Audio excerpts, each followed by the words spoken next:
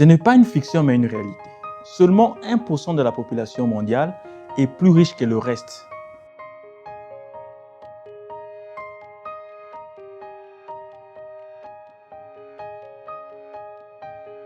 Et cette inégalité est croissante. La croissance de la pauvreté extrême, la disparition progressive de la classe moyenne, le contrôle du politique par les lobbying, les guerres interminables dans les pays naturellement riches, la lutte apparente contre la faim par les institutions internationales, et j'en passe, montrent que cette inégalité ne fait pas de bien au monde. En voyant tout cela, nous nous demandons pourquoi?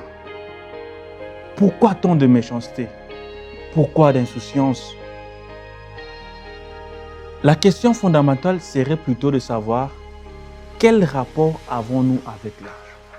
C'est exactement cette question que Jésus traite en ce 25e dimanche dans l'Évangile selon Saint Luc aux 13 premiers versets du chapitre 13. En parlant d'un intendant habile, Jésus veut nous interpeller sur notre rapport avec l'argent. Soit nous sommes maîtres de l'argent, soit il est notre maître. Il n'y a pas une troisième option. Le maître commande son serviteur. Soit nous commandons l'argent, soit il nous commande. C'est un rapport de force. Celui qui commande l'argent, comme nous le dit Jésus, saura l'utiliser pour son propre bien et celui des autres. Tout le monde a besoin de l'argent. L'intendant habile, qui sera renvoyé, enlève les intérêts des dettes des clients de son patron. Ces intérêts constituent au fait son salaire. À la fin, le patron est content de voir son capital intact, les clients sont heureux de voir leurs dettes réduites et lui-même, l'intendant, est rassuré de trouver un boulot auprès des clients de son patron après son renvoi.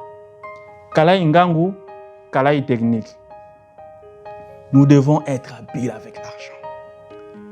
Que notre richesse soit au profit de tous.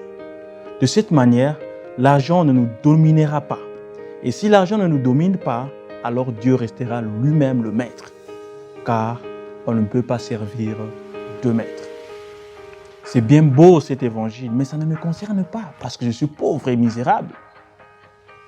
Attention, Jésus ajoute, celui qui est digne de confiance dans la moindre des choses est digne de confiance aussi dans une grande. Celui qui est malhonnête dans la moindre des choses est malhonnête dans une grande. Commence avec le peu que tu as. Les grands parfums sont dans les petites bouteilles, nous dit les sages. Et c'est pendant la saison sèche que l'arbre reconnaît ses feuilles fidèles. Bon dimanche à tous, chers frères et sœurs.